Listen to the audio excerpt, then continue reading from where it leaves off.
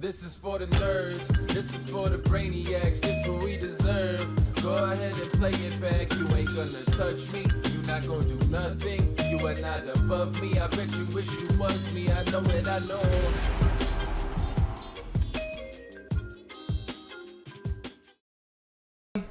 My eardrums. Did you see the way he geared up for it? He like froze in a position.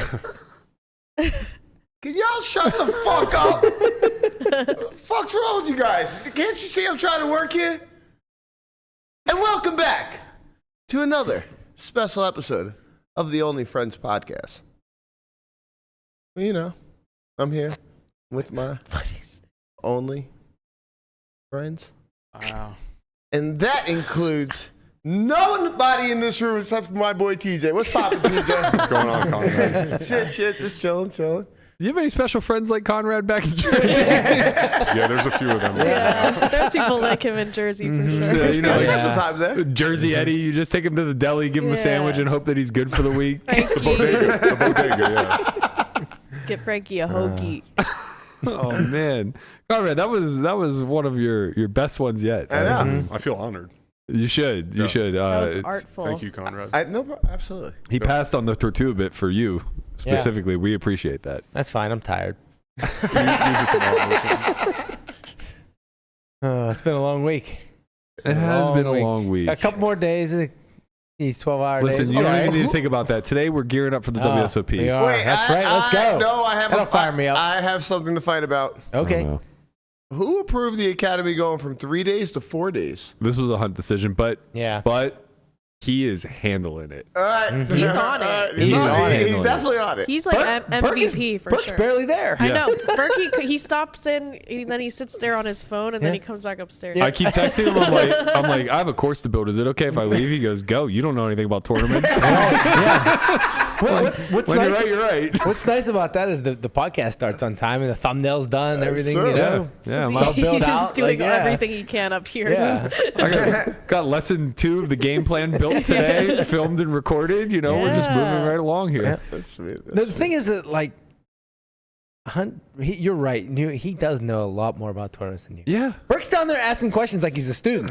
It's amazing. I He mean, did say he honestly, was no. basically sitting there to learn. Listen. He is learning. I'm telling you right now. It's probably down to like 34-1 for a bracelet bet. I actually I consulted with a mathematician, a man who's very good at what he does, and we've arrived that 35-1 was not fair price. I didn't realize that. I genuinely thought it was about a fair price.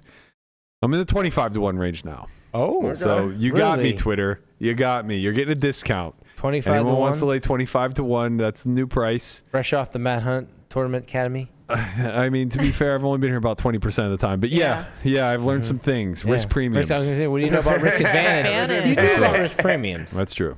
You didn't know about risk advantage. That is true. Well, Yeah. I mean, I only applied them to bounties, so, you know, I learned something new every day. In that you get the yellow. But we are prepping for the WSOP, and in that prep comes a lot of food and nutrition.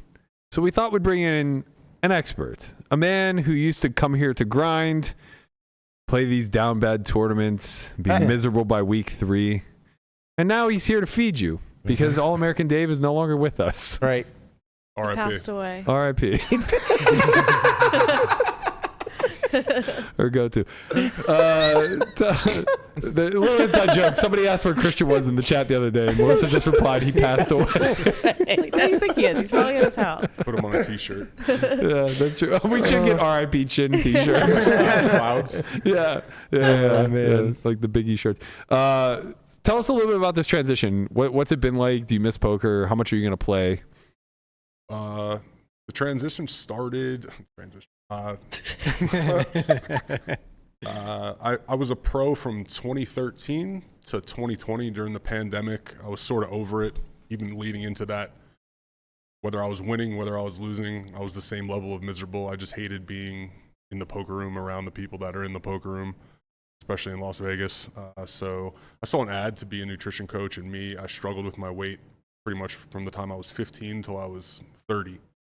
And I saw it and I was like, always in the back of my head, I thought I could be a coach for people. I can help people do what I did, which was successfully lose weight and keep it off. And there was a lot of ups and downs in between that. I probably lost and gained 60 pounds a dozen times.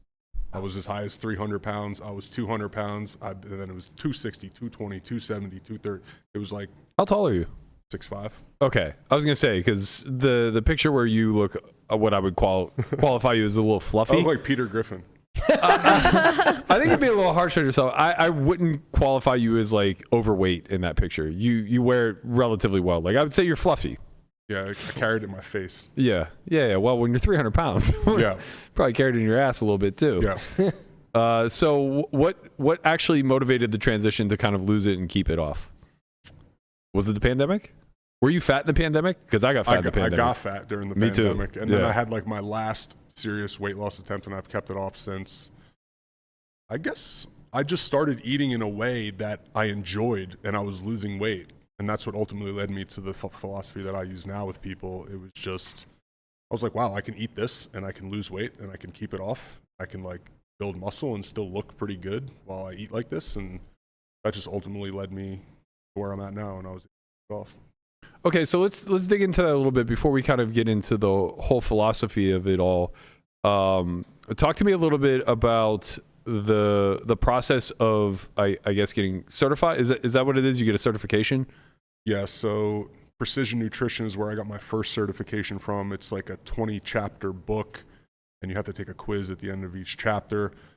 It's kind of a joke, like you can do open book. You can just do the quizzes with the book, but I told myself, like, I'm not doing that because I actually want to learn this stuff in the right way. I don't want to cheat it.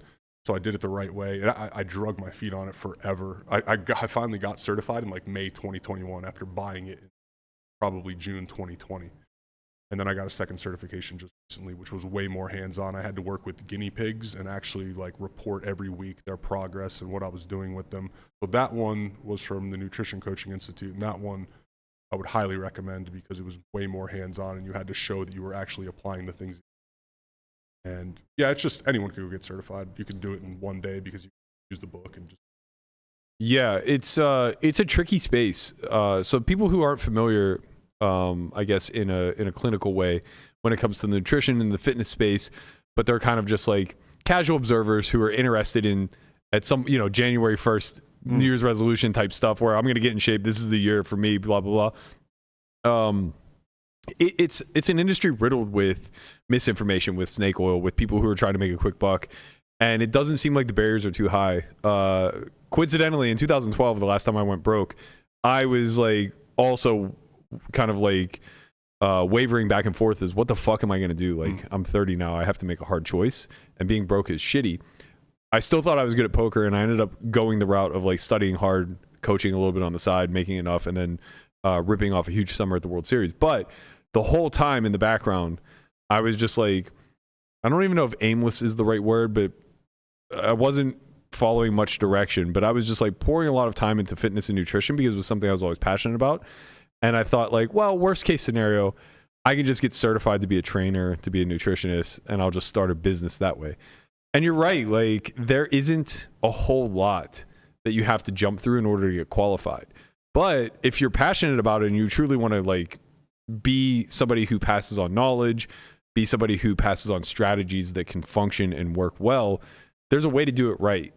You just have to cut through a lot of bullshit. Did you find that whenever you were going through the study process that it's really difficult to get a hold of actual information that serves you as opposed to like just endless misinformation? I think that the materials that I used to get my certification were really well done. Mm-hmm. Like if you want to get a proper education on nutrition, those are the courses that you should take. I think once you get into the age we live in, the social media age, there's 40,000 diet books on Amazon. Right. All of them claim that they're the best diet. Yeah. And the fact that there is no best diet leaves everything open to interpretation where all these charlatans, they can go stand in Whole Foods with their shirt off and they can say, kale is bullshit. Like, I forget that guy's name that does that. But he literally goes and like takes his shirt off in Whole Foods and he's like, kale is bullshit. Kale does not want to be eaten. He's like a carnivore guy. Yeah. And it's like, you're a carnivore guy. Like, He just doesn't like kale. When's the last time you met a cow that wanted to be eaten? So like he Like people like that, Liver King. It's like the extremes is what gets the attention. Yeah. Right. My Yeah. message is not going to get too much attention. I'm not going to get clicks. I'm not going to get likes. That's fine with me. I'd rather put out good information and be able to look myself in the mirror. Yeah, I think what you're pointing to is all too familiar in this space, and it's weird because like I do follow Liver King. I find it to be entertaining, but I also know how to take these things with a grain of salt because I've put in a lot of work to educate myself. Like the kale doesn't want to be eaten narrative. There is this element to greens and certain vegetables, etc., where there's a bit of a, I don't even want to use the word poisonous because it's misleading, but like it's like a defense mechanism. Yeah, like some will be bitter. There are reasons why they're not palatable, right? And the extremes, like the carnivores or whatever, will say like that's evidence that you don't need to eat vegetables. And then if you go the whole other side of like vegans, right? Like they'll find some extreme reason as to like, well, that's evidence why we can't eat meat, right? The China study is a great one that was heavily debunked. Yeah. Where there was a study, there was a study within the China study where they were trying to prove that casein protein was carcinogenic, and the way the study worked, or the way it was presented in the China study was they had two groups: a control group that had no casein, and then a group that was fed a casein-rich diet of rats. And the casein-rich diet rats all died of cancer. It was like a 95% death rate of cancer.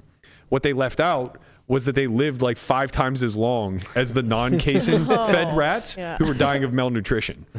So they didn't just live eventually got cancer. Yeah, they didn't live long enough to get cancer. Old enough. Right, correct. So, it's easy to twist data. It's easy to twist facts to fit whatever narrative you want. And the truth of the matter is we don't know that much top to bottom as far as like what makes sense from a diet. Historically, it's very region-based. Right? It's very much based off of what we have available to us from a resource standpoint, and we're very adaptive. If you look at like the Eastern world, they're all lactose intolerant because they worship the cow and they just refuse to consume dairy. In the Western world, we developed over time this tolerance to lactose because it was a resource we had available to us and we found a way to utilize it. Does that mean that milk is good or bad? Neither, both. Who knows? Yeah. Like the science is still pretty unfounded. So I think that even at a cursory level is such a big hurdle for people who are struggling in any capacity with trying to get their life on track from a fitness or nutrition standpoint. Like don't even get me started like whenever you're talking about somebody who's never been active and walks in the gym for the first time. It's like walking onto a used car lot with $10,000 hanging out of your zipper. You know what I mean? It's just like you're going to be bombarded by trainers who are going to try to, scam you or not even scam you, but like push you in whatever their philosophy is. And then you're going to have 100 other meatheads staring at you, asking you why you're humping the hack squat machine because you don't know how to use it properly. Brian and I did that. Yeah. First time we walked in a gym, 9th grade, we just started like humping. Everyone did. I swear to God. 9th grade, you're usually in a group of 4. Yeah, we thought it was a calf machine. We're face down. Yeah. Like imagine there's no head hole, right? So like you just have to like turn your face sideways, and we're sitting there just. Oh my God! I wish there was a video. Is that when That's the little hilarious. guy told you guys? Yeah. Art Wiggum. But our calves are yoked. Yeah, our calves are Absolutely fucking yoked, baby. Art Wiggum, I gotta R.I.P. try that, He maybe. walks over. He was like 5'5". He was a black belt, former officer in the Army, and he walks over, like just marches over, takes one look at us, and he goes, "Well, that's one way to do it." We're like, what are we supposed to do, man? He's like, try turning around. Yeah. Yeah, like that's much better. Yeah. That was quite the experience. You do study some martial arts, right?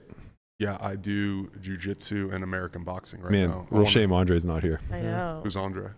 That's our little. You wanna tell him jiu-jitsu the man. subject? He is the Malaysian ankle biter, and he would fight you right now, He's right a here, jiu-jitsu man. He loves. He's a world jiu-jitsu. champion.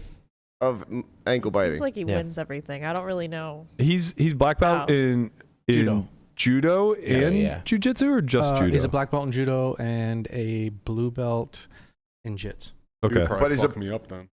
He's very small. He's small and powerful. First time I went to jiu-jitsu, man, there was girls just throwing me around. Like blue belt girls just throwing me around. It's crazy. Yeah, he doesn't make it very enticing. He's always like, come on, come roll with me. Like, you're going to love it. Like, you're going to want to get involved. And then the second he puts his hands on me, he just can't wait to choke me out. And I'm like, I don't does like it to Landon this. on the floor here, and Landon like doesn't want to fight. No, yeah. I just like turned into a bug on my back. Just go Like, Hold on, sorry. Somebody in the chat just said TJ minus 900. I just want to let you know that I will take your bet, and we'll You want my side or that guy? Huh? I want that guy. I want to bet that guy. Yeah, I want to bet that guy too. Yeah, I want Andre. yeah, it seems Plus like it's a 8. very technical sport. It is. I think you would like it. It's not fun if you have like a dickish training partner though. Right. Well, it's one of those things where it's like I dunk on Andre so much that He's taking it out on me yeah, there. he really wants to level the playing field. So I just end up running from him. Like it was so ridiculous because if we actually got in hand-to-hand combat, he would just work me. But now he's just this little guy chasing me around like Mighty Mouse. So one thing that jiu-jitsu taught me, and going in there for the first time, I wanted to do it for 9 years. I was just scared to walk into the gym. That's like the hardest part is just walking in the gym by yourself, going to a class. Because you think, it's going to be like this rough atmosphere. But then you find out martial artists are like the nicest people because they've all been humbled. They've all had to go in there for the first time. They've all had to get choked out, embarrassed, humbled. And the only ones that come back are the ones that can take that sort of punishment. I listen and watch a lot of Jocko, Rogan also. A lot of these guys, even surprisingly, Lex is really seeming into it. Huberman as well. I listened to all of them, and they all uniformly say the same thing of like the most dangerous thing is not rolling with somebody who is significantly better than you. That's actually quite safe. Like find a black belt to train with. I just broke my foot rolling with a white belt. I did a hip toss, and he landed knee first right on my foot. So it's like they're like spazzy. Right. Right. That's the way he made it sound. He's like, it's actually a problem when you're like kind of learning with somebody at your level or slightly above. Yep. That people get like ego or, they're just like too sloppy and everything kind of unravels from there. The gym I go to, Extreme Couture here in Vegas, really good group of people. Like no one's dickhead, welcoming. I was surprised at how welcoming it was. How long have you been doing it for? Since 2019. So I have 3 stripes on my blue belt now, but I don't know if I'm ever going to get to purple, man. I just keep getting hurt. It's like, I like lifting weights, but I can't really lift weights and do jiu-jitsu at the same time. It's really difficult. When Andre was going for his black belt in judo, I had him training with me 5 days a week in the gym. So he was going 90 minutes weight training, heavy, and then leaving directly from there to go like compete for 2 hours. And he'd come back, and he's a little, like not a little guy, but like he has crazy endurance though. Yeah, but like he lost so much weight over this course of time, right? And he was already like pretty lean. During that time, we would actually meet up at LVAC and we'd swim like 5 days a week. That's insane. Yeah. So he was doing that too. Yeah, he was like sneaking in extra workouts. It was like honestly, I have so much respect for it because he was going through a breakup, and it's like I can't think of a better way to handle it. Yeah, that's rocket fuel right there. Yeah. That's why he did it. Yeah, it's just like I'm gonna spend 8 hours a day in the gym. I'm gonna get over this, and I'm gonna come out looking like a goddamn animal. Well, he came out of it with like his test is crazy. So you're obsessed with testosterone. I think it's funny. One of his is like his is 34,000. Yeah, he has like 100,000 testosterone. It actually is. I think it's. I believe we both got ours tested around the same time, and his is around 1,000. Yeah, which is high for anybody. And he's but like in his. He's in his early 30s. Yeah. Yeah, like mine is high for my age bracket at like 7 and change, almost 800, and his is like rocket high for pretty much any age level that isn't puberty. Yeah. Did we just violate a HIPAA rule? I don't think so. I feel like you treat testosterone the way that other girls like treat IQ.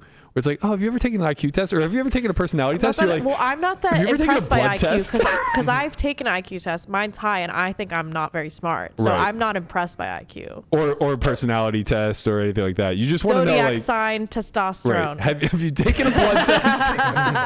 Have you taken a blood test, and are you a water sign? That's what I need to know out of you. Yeah. See, I understand. Look, that's if I've learned nothing else. Signs. No water signs. Not for me. Oh. Not for me. I'm too, like, I'll hurt their feelings. They're too, well, their test is low. No, not always. I just might be a little more sensitive. Well, you're not sensitive because you're rocking 1,000. Andre's not watching The Notebook. That's true. I'd like to bet against that. Yeah, probably. Just him and Guapo after a swimming session. They're still wet from the pool. You want to come over, watch The Notebook? Yeah. We towel each other off. Man. It's nice. Yeah, that's a great. All right, let's get a little bit into switching gears a bit. Let's talk a little bit about your philosophy around. Well, let's start a little bit with your journey. What was your original philosophy to finally lose the weight and keep it off? It was more of a flexible approach where I would just aim for calories and protein, and then whatever else filled in the gaps, that's what I would do. Mm-hmm. And that's the philosophy that stuck with me, and it seems to work pretty well for me and clients and anyone I recommend it to. So I think that's like the best widespread approach in my opinion. Yeah, flesh that out a little bit for me with regards to like how you approach a client, because I think the way that at least I've come to understand nutrition, fitness, calorie in, calorie out, thermodynamics, and all that stuff is that it's a lot of variables to try to pin down, and we don't really have a lot of accurate ways of going about finding the baseline.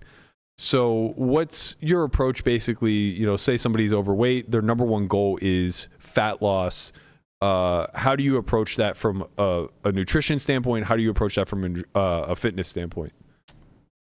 So I'll just take you through the client journey. I have 3 stages that I put clients through. And the first stage I call metabolic restoration. It's basically where we're just trying to find their maintenance level, because most people either come to me and they're massively undereating fresh off a diet attempt, or they're coming to me massively overeating and they want to lose weight.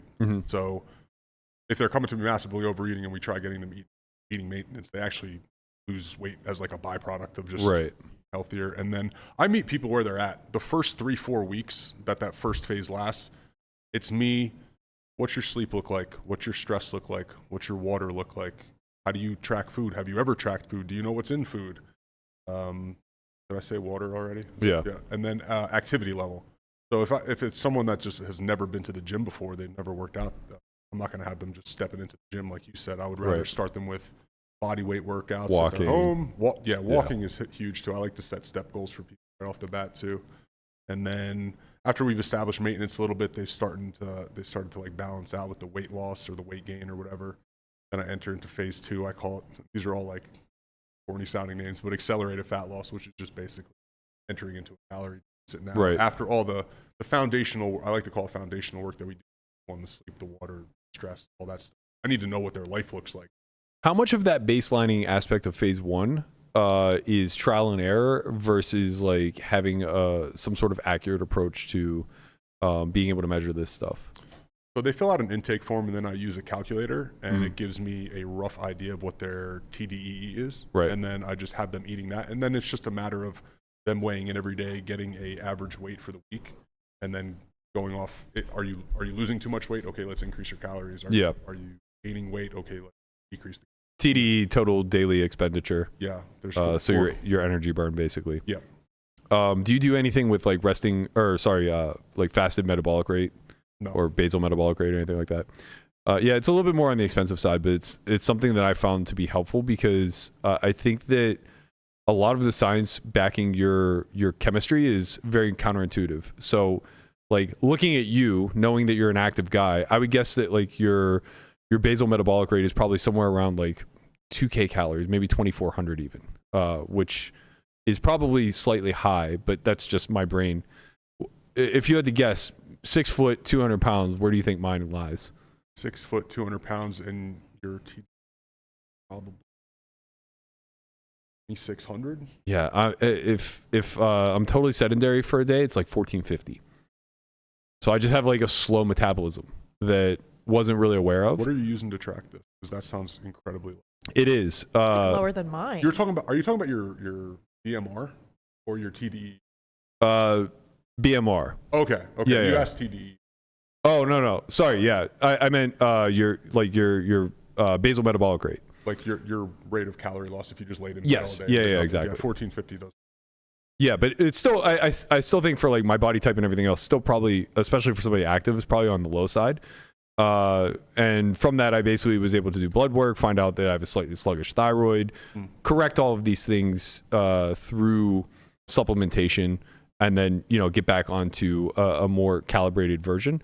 But that testing shit's expensive. It's like, you could do it at places that do DEXA scans. But you're looking at $200 to run a test, $200 for a blood test, $200 for the supplementation. I imagine not everybody is going to be in a position to do that. So I think your trial and error way is great. And it's the way that I've always found to cycle through the different, I guess I want to frame this a certain way, but like whenever you take diet and nutrition very seriously, you'll just get to the point where you're comfortable going through the fluctuations where it's not crashing. Right. So like for me personally, I basically go every 4 months, I'm cycling a bit between maintenance, cut, bulk. Right. It's fun, right? It's not. Well, it's. I like it. It's a challenge. It's like gamifying it. Yeah, it's a challenge. I think the thing that I find to be most challenging is going from maintenance to cut. Maintenance is so comfortable, man. It's so comfy. Bulking is uncomfortable, and cutting is uncomfortable. And honestly, bulking is almost more uncomfortable because you get to really rip it in the gym, and that part's great. Like seeing the strength gains, seeing the power gains, all that's fantastic. But like coming home and just like powering down a 24-ounce tomahawk, you don't feel good, man. When I started like working out again, I thought like there was one day my brother told me like just track a week of meals and like see what you naturally eat. Yeah. And there was one day I'm like, oh, I did so good today. I ate like a lot, and I ate like 1,400 calories. Yeah. I was like, it was like nothing. And then I was like, oh my God, like this is so brutal. Like trying to like up this, like get more calories. And now it's normal. Like I feel normal at 18 to 2,200. But I think that this is the best place to interject this part of the conversation, because it doesn't really matter what your goals are, whether it's to gain muscle, to lose fat, or even to just maintain what you have. Protein is such an integral part of this, right? And this is something that like I learned very much the hard way, especially being a college athlete who didn't know shit about shit. I was just consuming pasta. I was probably like burning 5,000 calories a day, running 5 miles plus whatever, but it didn't matter. I was only refueling through carbs. Like this was early 2000s. Fat is bad. Protein's tough to come by unless you're consuming meat. And then you're not supposed to consume much meat because of cholesterol and heart disease. So it's like I stayed away from pretty much everything that was good. I would have a shake or two a day. My protein was probably around like 60 to 70 grams per day.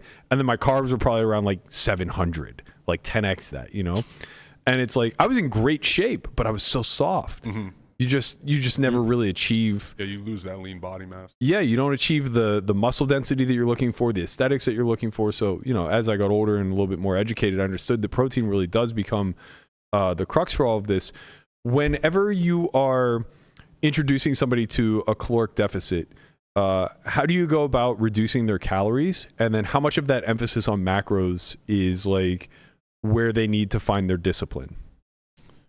So I usually just after the work we did in phase 1, where we usually find their TDEE, I usually just subtract 500 from that. Like I try to subtract 300 from it. I want people to eat as much food as possible and still lose weight. Like I don't want them to feel like they're on a diet. And what was the second part of that question? How much of it? Actually, let me rephrase the question. So because I think it will carry on to another conversation.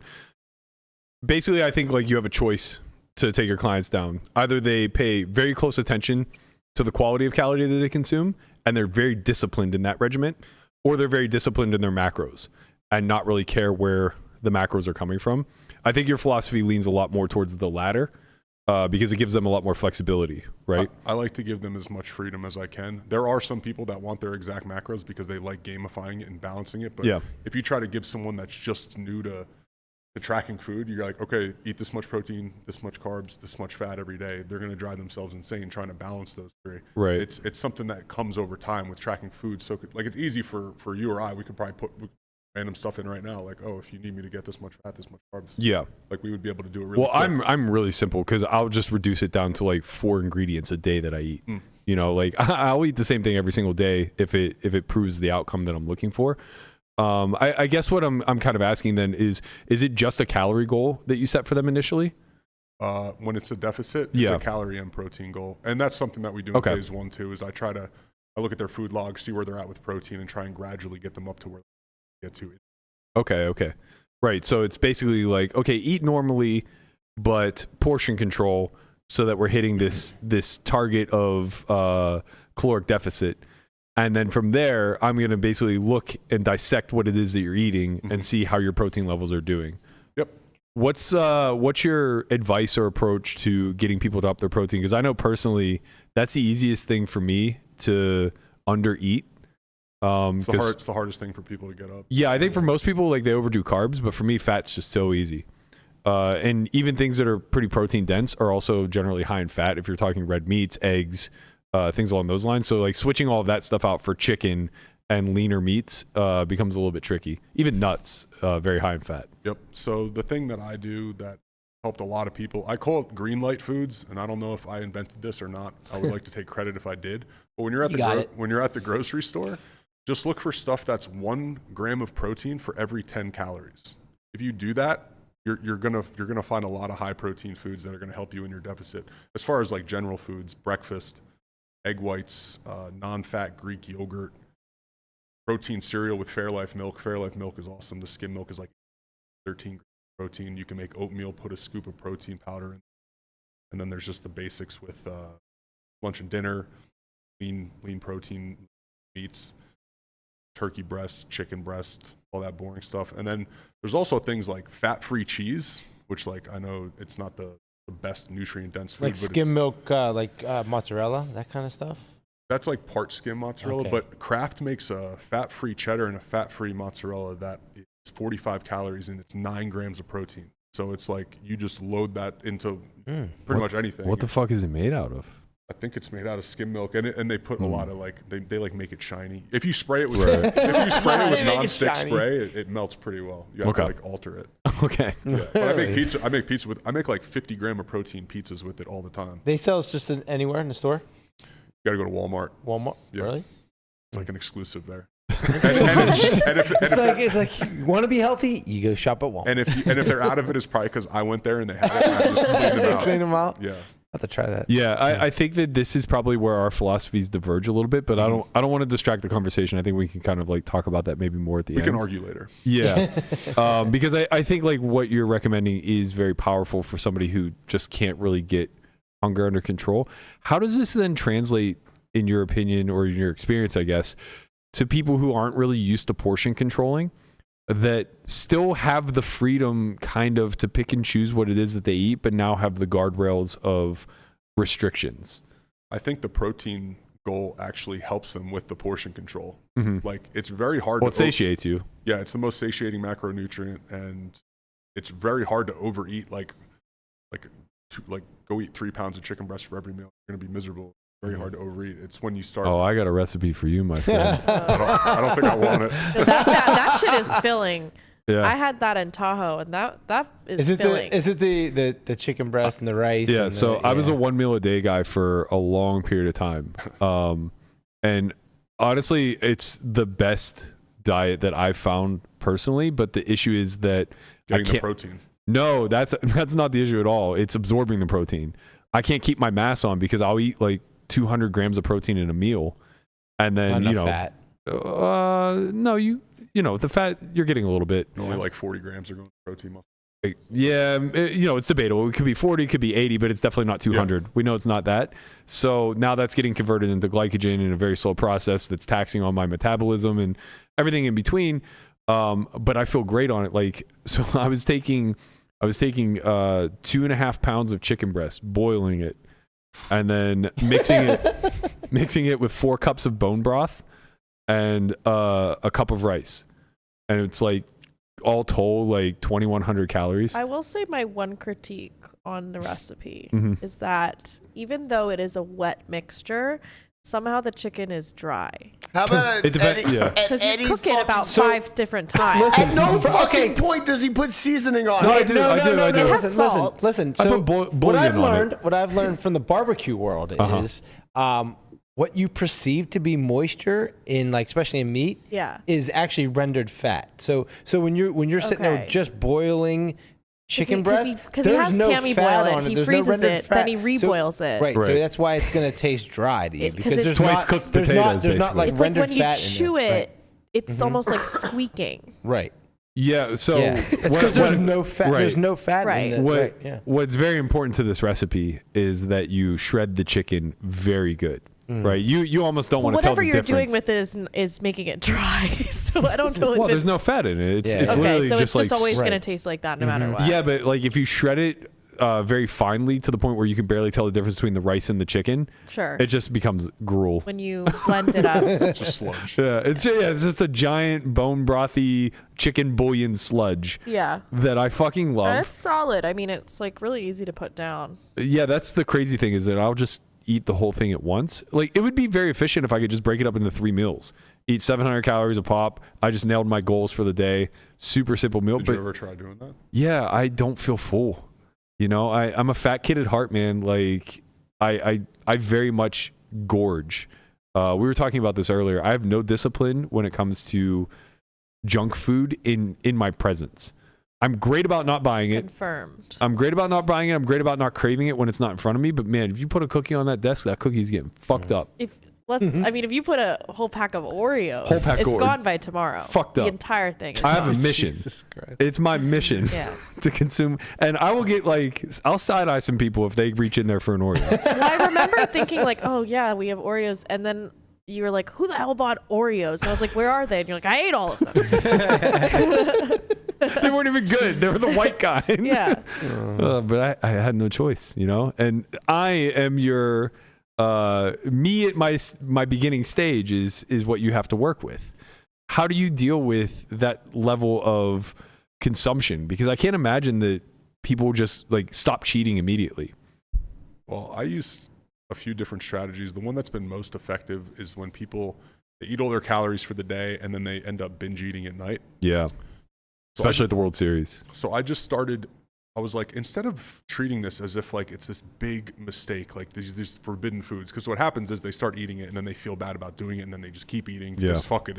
It's like you get a flat tire and you go stab the other 3 tires because it's like, fuck it, I already fucked up. Yeah. We're not moving. Mm-hmm. Yeah. So what I do is I'm like, hey, why don't we? I embrace that mentality, by the way. It's not good.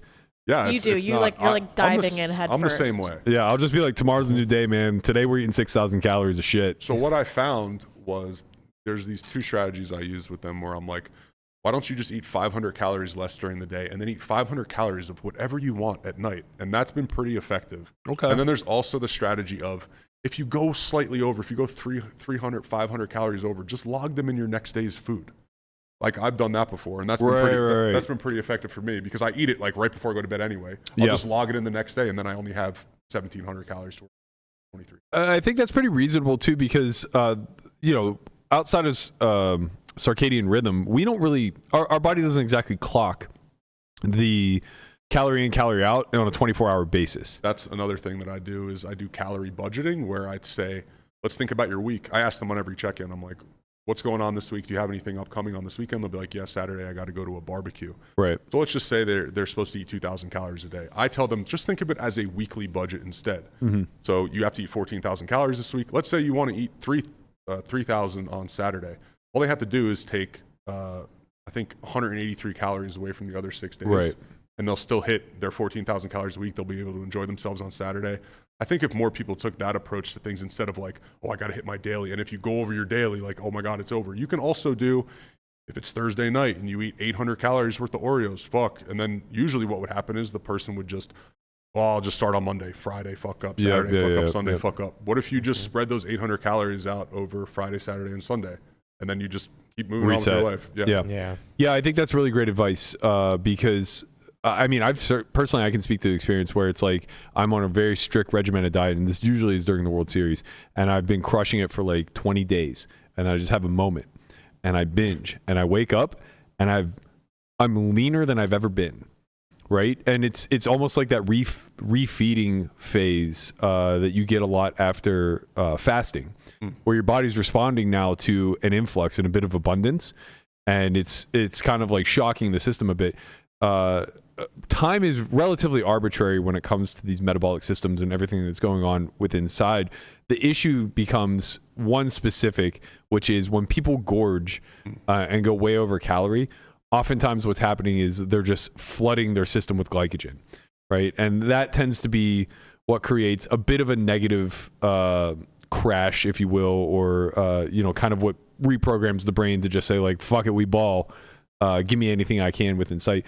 I think though the idea of approaching it in a manageable budget, like you're saying, specifically when it comes to events that you can plan for, because that's the thing that I've always found that I struggle with most. I look forward to bulking in the winter because that's when all the holidays are. Yeah. And I just know like once every 3 weeks I'm getting fucked up in cookies. And there's nothing I can do to control it because this is the way I'm built. And my friends are awful. After the holidays. Yeah. It's like I was lifting heavier. And you have to. It's like, you have friends that are like are happy that you're enjoying food, even though like you're self-loathing while doing it. So you just budget for it. It's just like, okay, well, I'm going to go really hard in between these periods, and then I'm going to ensure that like however much damage I do over that short period of time, I'm going to spread it out over the days or weeks to come. I think that what you're speaking to is a lot of reprogramming the guilt out, which I imagine is just like an endless cycle for people who are kind of struggling a bit with this process. Yeah, I have a client that loves drinking beer, and instead of telling him you can't drink any beer, I just say you can pick whatever night a week, and I have a calorie budget for him, and he goes and he has 5 beers, and he's still losing weight. And then there's another thing. Wait, is it Eden?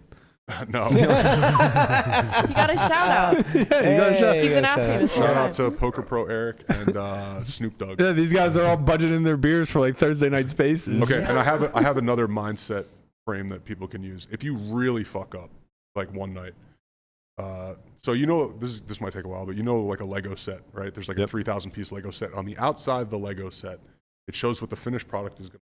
Mm-hmm. That should be like what you're aspiring to be, the person you're trying to be, what your body looks like, whatever it is. And then you empty the fucking box out and it's 3,000 pieces just laying there. The only way to put it together is one piece at a time. You can treat each one of those pieces as like a meal or a workout. Build momentum, keep building it up. What usually happens is, and I used to do this all the time, sounds like you used to do it. You build up maybe 300 pieces. Then you have a really shitty weekend where you really fuck up. You probably take 50 of those pieces off. Yeah.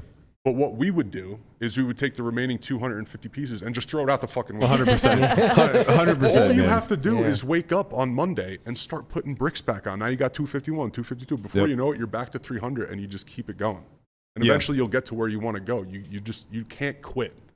Quitting is the worst thing you can do. Yeah, I think that all this is a great way to reframe. And most importantly, I think that anybody who wants to go down this journey, and I know we'll talk about Deeb in a little bit, you have to take it upon yourself to educate yourself, right? Because like there's no diet out there that solves this problem. And we can get into all of the ones that exist and debate back and forth as to their efficacy, but really it's person dependent, it's lifestyle dependent, it's genetic dependent in a lot of instances.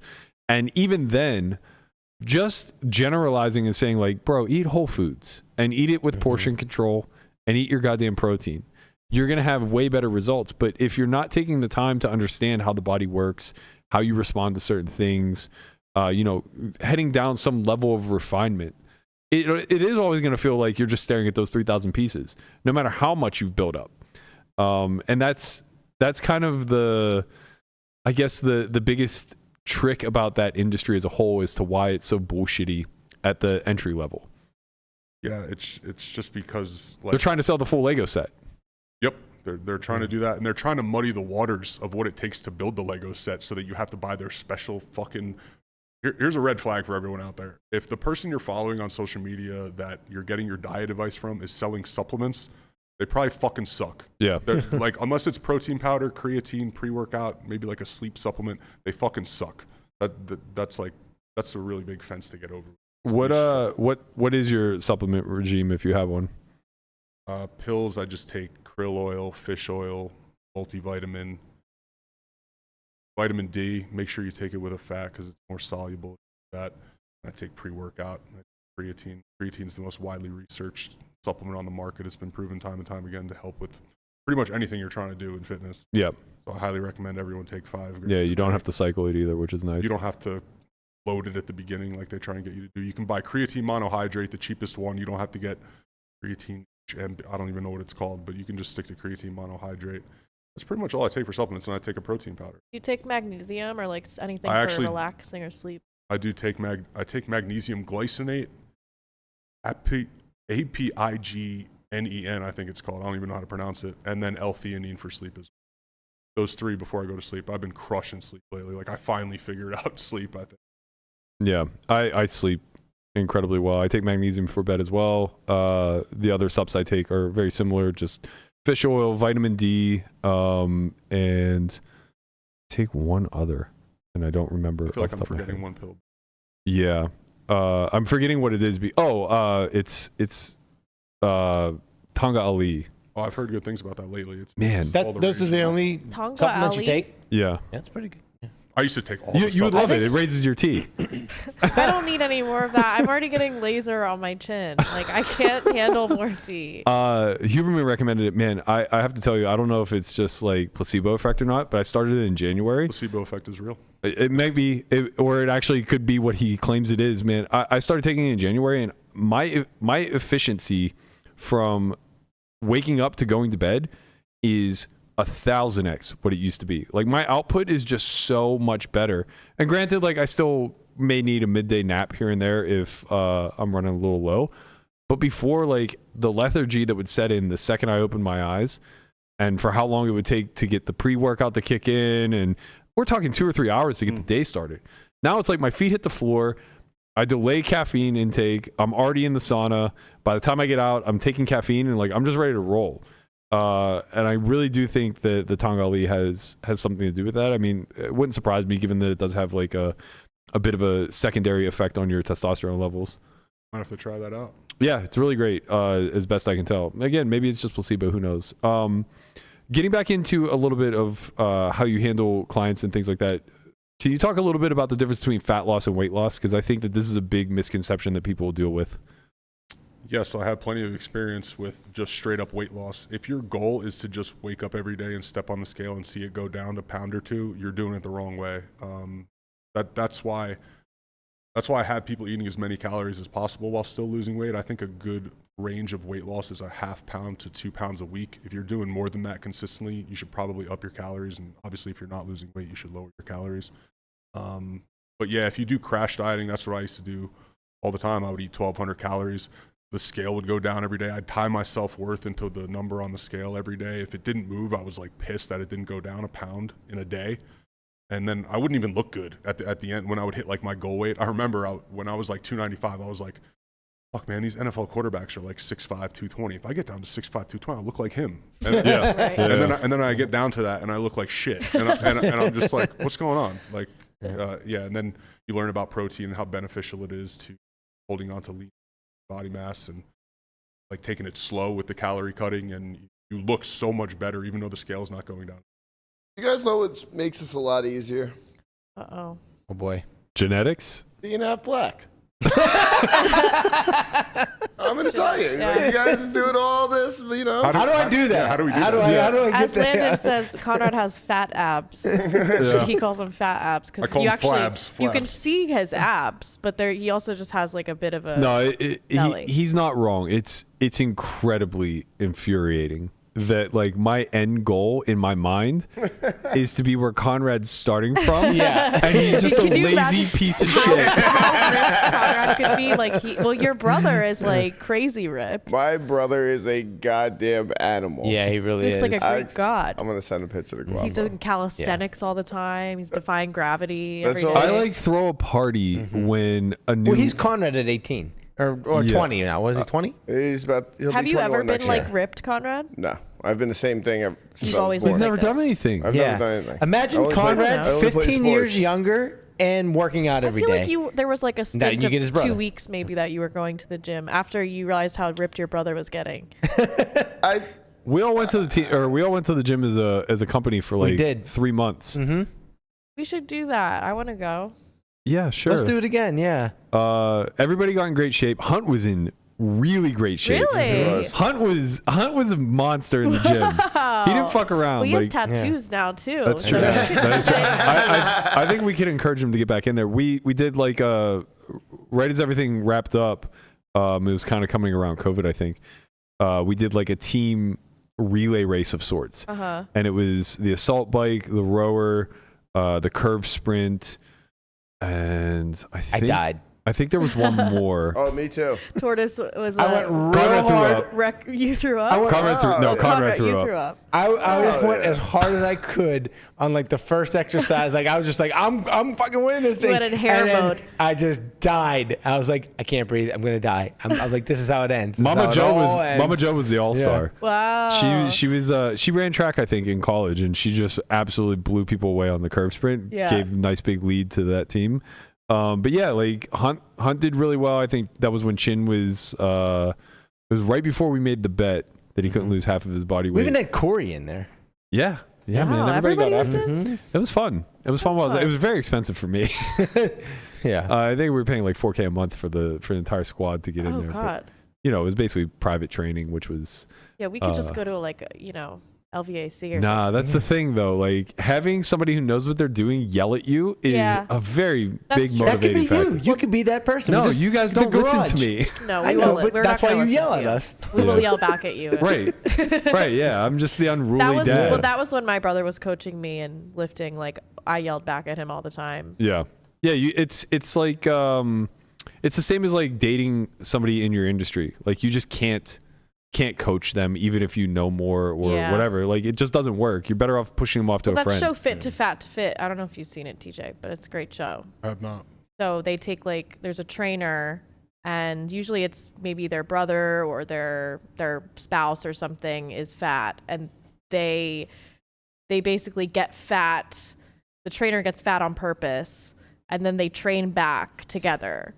So, but that person, like they almost have to get fat in order to get them to listen, because they won't listen to them because they're, hard. It's hard to coach your friends to do things. It's hard to coach, period. Like, we're on day 2 of the academy, and we'll just point out like small things that are truly fatal flaws. Like, okay, this is a small mistake, but it's a clear gap in logic, right? Like you're just focusing on the wrong thing. You're missing the strategy overall.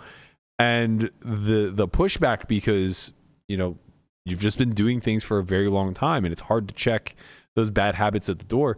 Same thing goes whenever you're talking about diet and nutrition. It's like, well, this is what I think I know about my body, about all this stuff. And I think that there's this misconception that inherently we're just born with the knowledge to lift weights and get skinny. I think then people start learning about nutrition, and Dunning-Kruger takes a big effect. Yeah.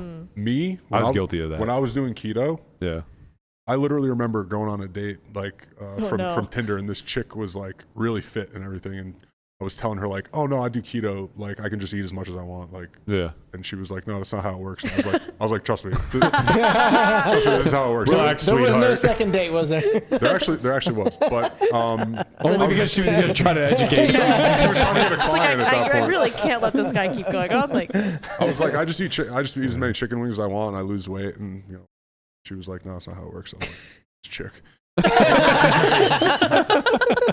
Berk, this is what you really want to look like.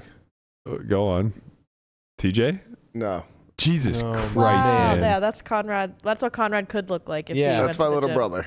He's 20. I mean this with respect, because he's not what I'm actually about to say, but like I could never get that small. He's like 5'10", 5'9". No, he's probably like 6 foot. Oh, really? 5'11" or 6 foot. Oh, maybe that's that's misleading small? then. He looks like he's about 170 pounds. I think he's like He's just over. super lean. I don't know. He's super lean. Yeah. I think he's way bigger than that. Oh, Like okay. Maybe You the, don't have that body type to look like that. No, Like I did 75 hard and I got down to 184, and it's the smallest I've been since like 10th grade. Yeah. And I was lean, but like I was. It's not the appropriate weight. Even if I was like trying to get the 10% body fat, like 183 would not be where I would reside. It should be like 190. Yeah. I sacrificed a lot of muscle to get that small, Right. which is not the desired outcome, I don't think. Sorry, that's what we were talking about initially, and I think we kind of deviated a little bit. But what is the big difference here between fat loss and weight loss that you tried to explain to this woman? Well, No, that wasn't what I was trying to explain. Yeah, weight loss, like if the scale's going down way too rapidly, you're burning through lean body mass and you're ultimately destroying your body composition, and you're not going to like the final product that comes out at the end. Yeah. What about for someone like Deeb, who basically started as completely sedentary? He wasn't doing any sort of weight training prior. How much lean body mass could he even expect to have as a foundation, and how concerned should he be with maintaining or gaining that as opposed to just like shedding pounds? Yeah, honestly, I even tweeted this out because so many people were tagging me about how I should coach Deeb, and I was like, I'll be honest, like I'm so much in my infancy in coaching. Right. I don't even think I'm the best person to take on this task because I'm not sure how to specifically talk. Like you have to manipulate like many different factors to maintain the lean body mass and then lose the body fat. So, and in that period of time, like I could probably do it over a prolonged period of time with him, but in that amount of time, I was like, I don't think I'm the right person to do this. Right, and you kind of want to do it healthy. Yes. Because you want him to maintain thereafter. That's kind of the point of the bet. Yeah, about that. Like if I take emotion out of it, and he's probably watching this, and I like Shaun, I really worry about what's going to happen at the end of that workout at the end of that bet when he wins the bet. I think he's going to win the bet. I worry about what's going to happen after the bet because people hit their goal weight and they pretty much just revert back to the behaviors that they had. They think of going on a diet as just like this temporary thing. I'm just going to go do this. I'm going to hit my goal weight. End point. Yeah, they think they hit a finish line and it's over. You are halfway done with the fucking race at that point when you hit your goal weight, whatever that is. You got a lot more work to do. You got to maintain those habits that got you there. And you have to build a diet and fitness regime around your lifestyle and not vice versa. And that's what I'm seeing with him. And he has to do that in order to win this bet. He has to build his entire lifestyle around this diet and this fitness routine. But I just worry about what's going to happen after. I will say that the fact that he has to get to 18% and not like X pounds or lose like X That's percent, hard. That's way harder. It's way harder, but I also think it lends itself to being more sustainable. True. Yes. This was the thing with Doug's bet initially when I think he had to go from 29 to like 14 and a half or something like that. Yeah, I'm not familiar with it was something along those lines. He had to lose half of his body fat percentage. And I just recall the early going, I wanted to get clarity on what the stipulation of the bet was, whether or not he was allowed to use PEDs, because if he wasn't, I thought he was a pretty big dog at 1-to-1. And I really wanted to bet against, not because I don't believe in somebody who's betting on themselves. Like, I think that's kind of the worst person to ever bet against. But I just know what it takes to get that lean. It wasn't like he was going from 36 to 18. I think that that's much more doable. You know, that 17 to 22% body fat is like where most healthy men will reside. Getting under 15, people don't realize how hard it is. Yeah, you enter into the bodybuilding phase of things, and like having had some experience with just like training for aesthetics alone, or I guess like, you know, body fat percentage, whatever, it's really fucking hard without aid. And you're miserable down there. You're miserable. And most Hungry, importantly, tired, hormones are all fucked up. right? Do you and think that picture of Conrad's brother, is he around there? he's probably Oh, sub 10. he's leaner than 15. Yeah, I would guess he's sub 10 Jeez. or at 10, somewhere around there. I would text him, he's but shredded. he's in the gym. Yeah. Fucking kid. He's the kind of guy, like, I don't know him that well, but it just by his body build and like with the way his leanness shows through, I imagine that that's just pure natural. Yeah. Right? That's just sheer hard work. Where like I don't want to speak for TJ, but like for someone like me, I could train just as hard as him with as much, if not more, exertion. Right. And I wouldn't look anything like that, and I wouldn't get anywhere close to 10%.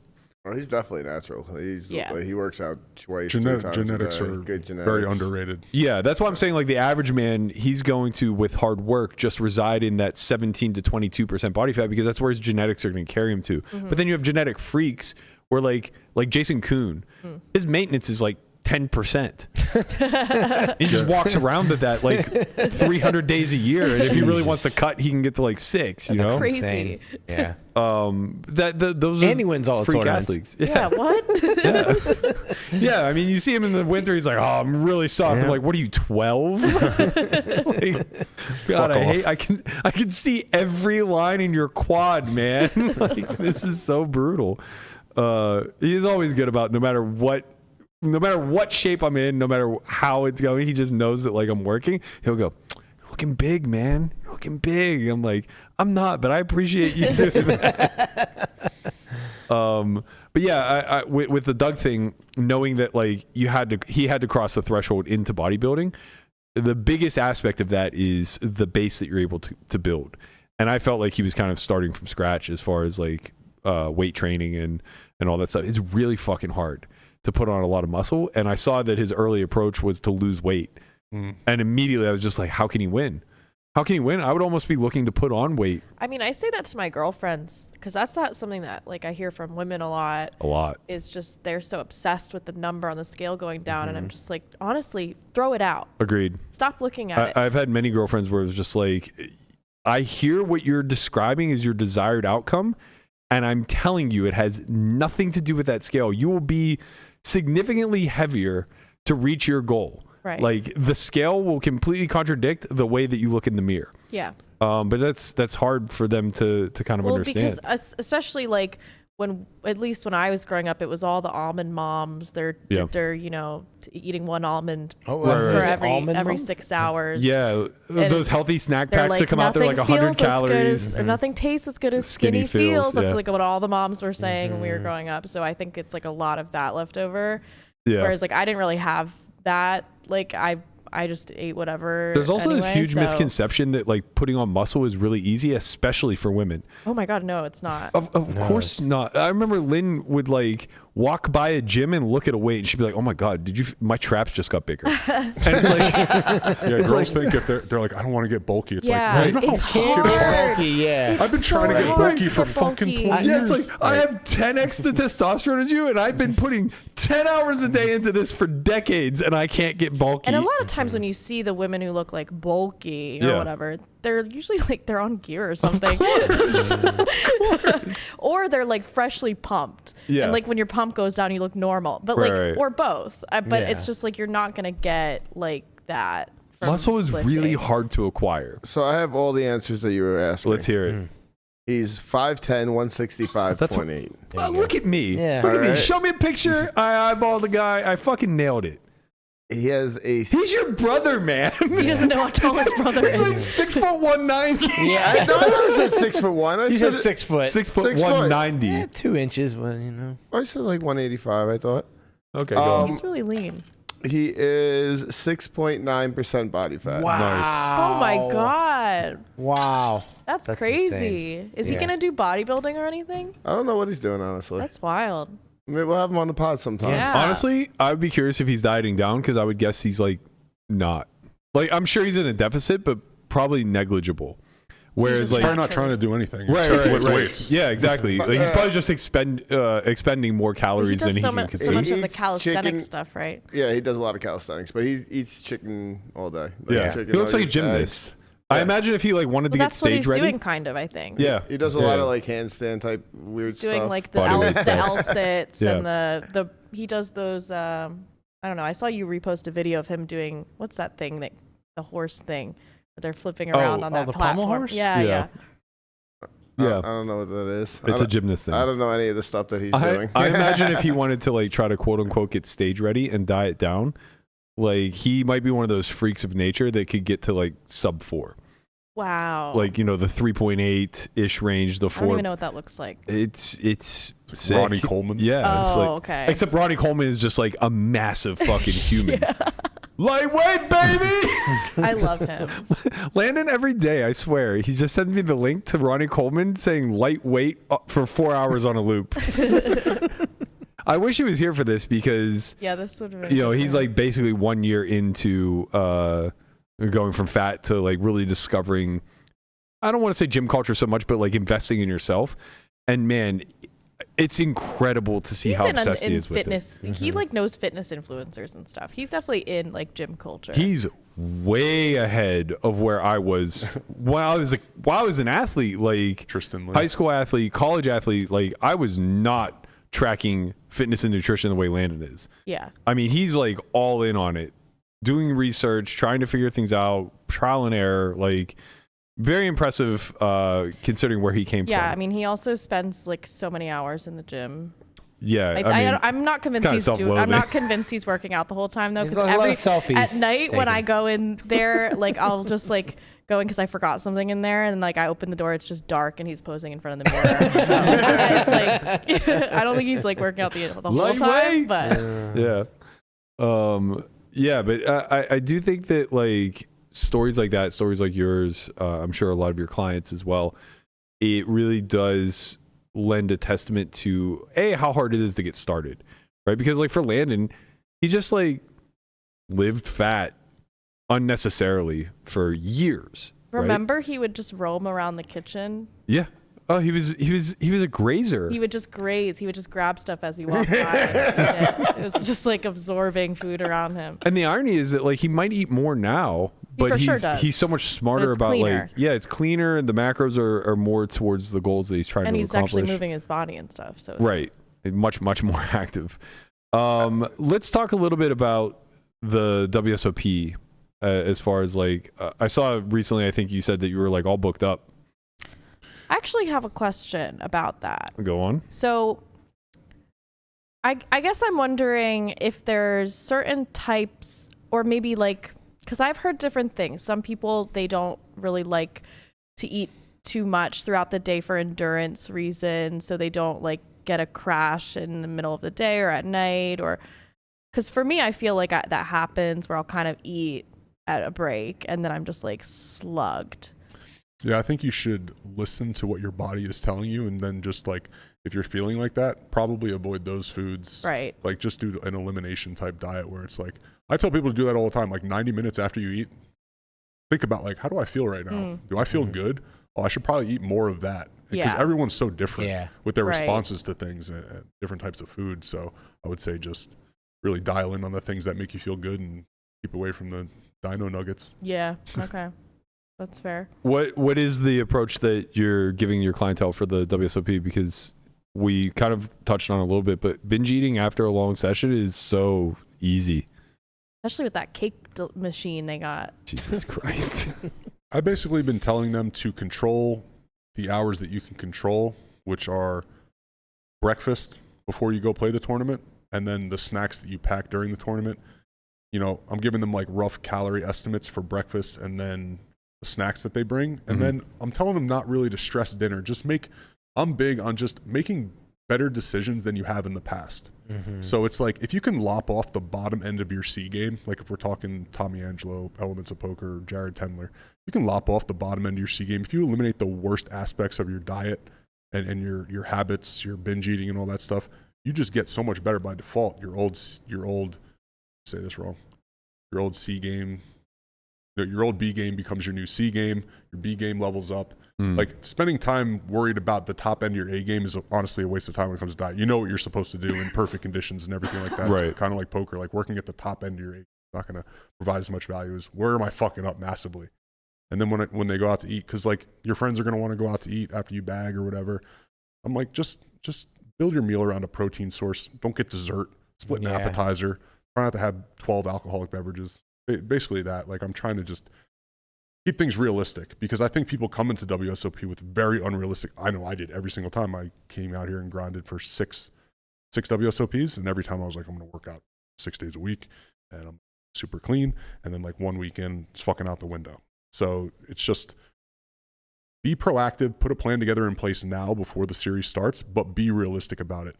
Don't take your current level of working out and try to like improve on it when you come out here. Maybe try and size it down and then do what you've been doing at home if you have more time. And as far as diet, try and do the same things that you're doing at home. Don't go from like eating whatever you want at home to then like, oh, during WSOP, I'm gonna eat super clean. Probably not realistic. I would rather see you eat more nutrient dense foods at breakfast. Because I believe you should eat at maintenance during WSOP. I think you're gonna be sharpest when you're at homeostasis. You're gonna play your best. You're gonna feel your best. So it's like nutrient-dense foods for breakfast, nutrient-dense snacks, and then at dinner, just try not to be a total asshole. How much? Oh, go ahead. I was gonna say, what about like workouts during on days you're gonna play when you know you're gonna have long days? Do you take a different approach? Days off? No, I would. Yeah, if you're working out 6 days a week when you're at home, maybe try and buckle it down to 3 when you're out here. And then, like I said, if you have more time, go do more workouts. And I'm big on getting outdoor walks, especially if you're staying in a casino. Yeah, sunshine and that kind of stuff. Get vitamin D, get sunlight in your eyes when you wake up. Definitely go for outdoor walks. You can see some funny shit on the strip at 9 a.m. if you want to go for a 9 a.m. That's outdoor true walk. too, So. How much value do you put in meal prepping? And what role does fasting, if any, play into your advice? I mean, meal prep, it all depends on the person. There's a lot of my clients that I just have get meal prep because their big hang up is cooking. So if someone's biggest hang up is cooking, boom, meal prep solves that problem. Now what? Now do we have to address? So I'm big on meal prep. During WSOP especially, that's another thing I came out here. I was like, I'm going to cook this for breakfast. I'm going to like make all this food and bring it with me to the casino. Fucking goes out the window 3 days in. I'm at In-N-Out right after I bust. That's gonna happen to me.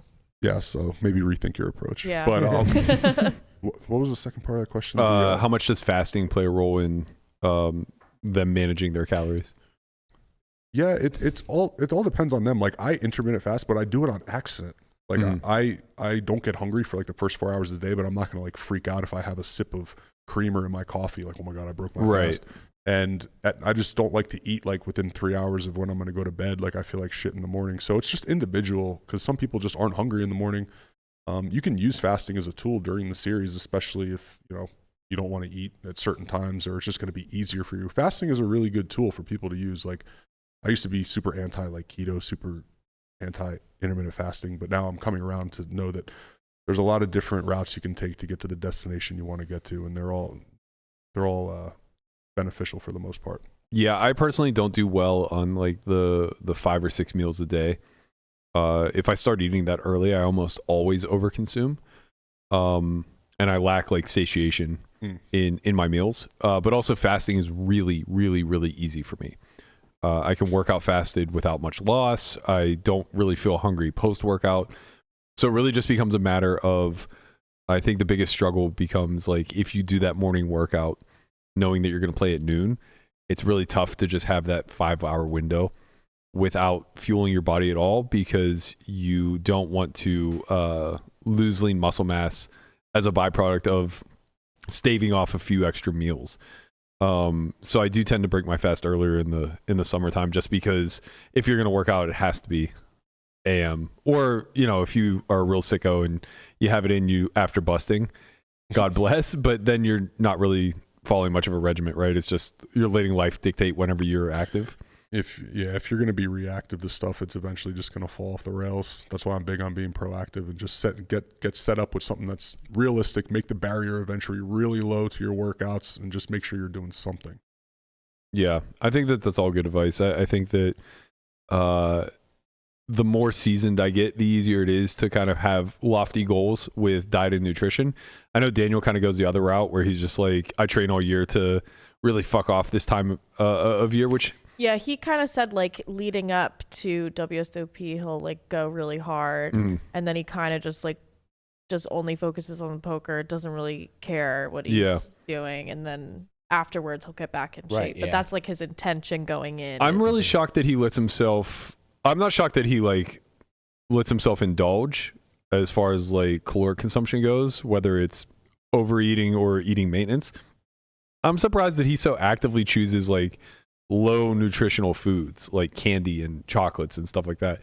I get it from a psychological standpoint. It's comfort food. It feels nice, especially if you're going to bust 60 events over the course of a summer. But from a neurological standpoint, I feel like there has to be a drop off. Like the best I've ever felt is the summers that I was able to cut prior to the series, get in the shape that I wanted to be in, and then eat keto throughout the series because it's for me personally, it's my best maintenance diet. It's sort of, you don't have to eat throughout the day as much either. Like right. You kind of one meal a day, run on that fat oil. Yeah. It's like one meal a day. You're eating your maintenance calories pretty easily. You're satiated. Your protein levels are up, but maybe they're not as saturated as you'd like them to be if you were either bulking or cutting. But it's a very small trade-off. And by the end of the series, you don't lose that much. Like rarely did I lose much strength. Rarely did I lose much in the way of aesthetics. So you eat keto during the series? I try to, but like this year I missed my cut, so I won't. Oh. because it's just too hard. It's too hard for me to go from like a previous maintenance diet to now a full-blown ketogenic diet. I almost have to transition through the cut phase where I'm just accustomed to being really disciplined in my meal prep, in consuming a ton of protein, and also just aesthetically, you're a lot more encouraged, I think, to stick to something like this for a period of time that's going to benefit you performance-wise when you can wake up and look in the mirror every day and be really happy with what you see. Yeah. But like having missed my cut, I wake up every day and I'm just like, it's summer and I'm fluffy. I don't like that. So there's still like a little bit of a drive to at least attempt to cut, although I do think it's a big mistake to be in deficit during the series. I'm curious to see how Shaun's going to perform. Sorry, Conrad. No, you're fine. Go on. I was just going to talk some bullshit about how, I think my problem is, when I wake up in the morning and look in the mirror, I'm happy with what I see. So, like, there's nothing I really have to do. Yeah. Like, I don't know. You're ahead of the curve. What is your, like, WSOP day look like in a meal, the sense of a meal? In a meal? Yeah. Like, right. what kind of foods are you eating? Take us through a day in your Lot of nutritional... A lot of the devil's lettuce. Yeah. Nice. Whatever's around. Whatever's around. Whatever's someone has a good to sandwich on their table, you're just I'm just take a Sammy. We'll Take a bite out out of Phil Homie's roast beef sandwich. hey, let me get a bite of that. Just walks up to the final table. I could imagine that I would get empanadas on the way to Guapas. the Rio. Empanadas and an iced coffee. Or whatever. I said the Rio. To Bally's, like, at least... So we're starting 75% of the breakfast, empanadas, Yep. maybe an iced coffee. Absolutely. And then I can see Conrad being on like day 2 or day 3 and just like not eating anything. Like just, You ever oh do shit, that? it's 10 p.m. I forgot. Yeah, no, that happens a lot. It happened a lot last, my first WSOP. Mm-hmm. And it was, whatever. That's why, actually, R.I.P. All-American Dave. He saves me, man. They honestly saves me a lot. Like, I would have never eaten if it wasn't for them delivering food to my table. I would have never eaten those days if they weren't delivering food to my table. Well, I'll tell you one of the best hacks that I found since they moved to Bally's Paris is just getting a room. So, like, I have a room for starting like May 30th. But you have a room? Yeah, I'll let you guys chip I would in. like Can we to get some keep keys? food in there or something. Yeah, I'll let you guys chip in a little bit. No, I just want the key. Yeah, I know what you want. Yeah. You don't let us chip in. What does that You mean? think this room was cheap? Yeah, with your card. This is like getting an RV behind the old Rio. God damn. There's a price How to much we this. gotta- Right, like, God. most of those rooms comp for you. I mean, Yeah, you get there's like some comp. big shot down on the he's just strip, trying right? to. Don't you know He's trying to people? nickel and dime Yeah. Oh, us. my God. He's like, yeah, they were comp for me, but I mean, the normal price is like, Look, $250 if a you want me night. to get 2 queens instead of a king, it's I going don't to want to cost you. sleep in there. I just want to keep some food in the mini You'd fridge or be something. surprised. If They you knew have a how many mini times fridge? Landon spent the night in the fucking hotel room last year, you would be shocked. I know he did it, and then he was mad that Chin was sleeping there too. Like everyone wanted to sleep in the room. It was only one king. We all live in Vegas. It makes no sense. I don't think I can tell Michelle, you know what, I'm just going to sleep down at the Bally's on this Wednesday night. It really is great though. The only thing it's lacking is like something to heat your food. Why don't you just bring a microwave? We have an extra one in the garage. We do. I don't know how they would feel about that, but yeah. Just put it in a suitcase. What What are are they they going going to to do? They're Search not gonna- you? Well, yeah, I don't know. Maybe we'll think about it. Well, I mean, for me, like, I don't care. Like, I just got had a George picture of Foreman in there, Berkey too. Why walking not? through like Bally's holding a giant. I used to do this when I would travel a lot Microwave? before I quote unquote made it. I would get this George Foreman. I don't even know what to call it, like a hot pot. Oh yes, And I would take it everywhere I go. I would Oh put it in my my God. suitcase and it would fly with it. I remember this. I would sneak those it into days. hotel rooms, and it was the best multi-purpose Or thing your on chicken earth. and rice. Literally, Rice, chicken I would and make, rice. I would make scrambled eggs in it.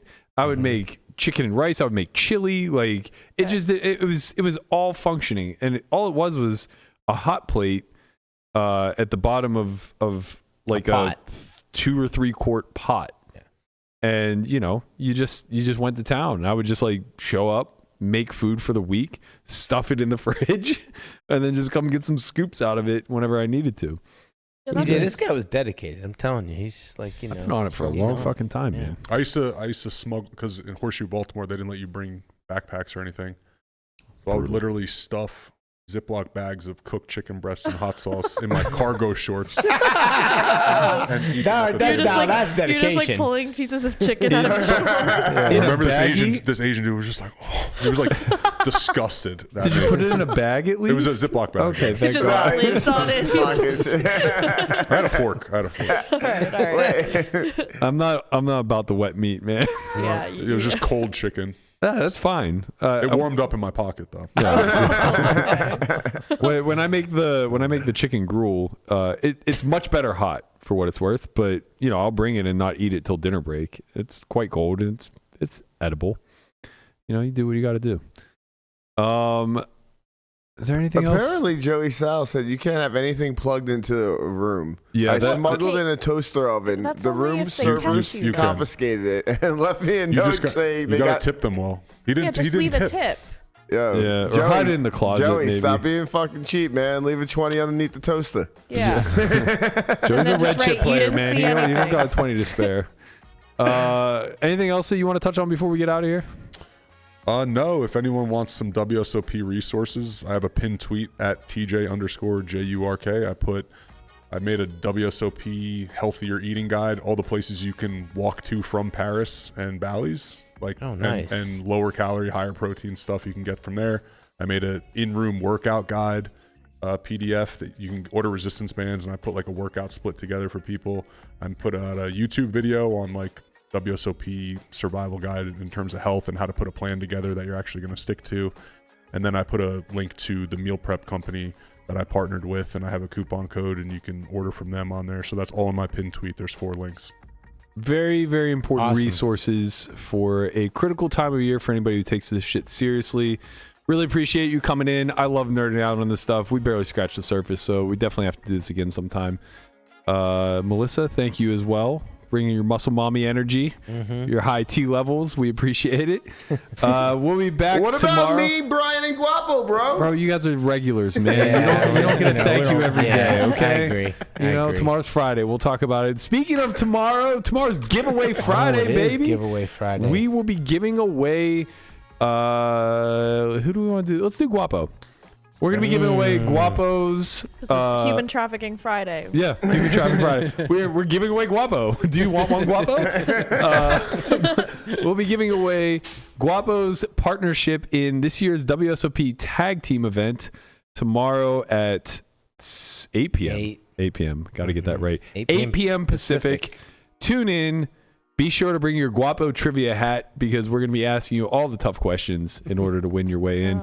We'll be giving away more tag team seats every Friday from now on out. And we have a special announcement next week with a summer-long partnership we have that we'll be adding to the giveaways. So stay tuned for that. Thank you guys, as always, for rocking with us. We'll be back tomorrow, 8 p.m. Pacific. We'll see you then. Later, squad. Peace.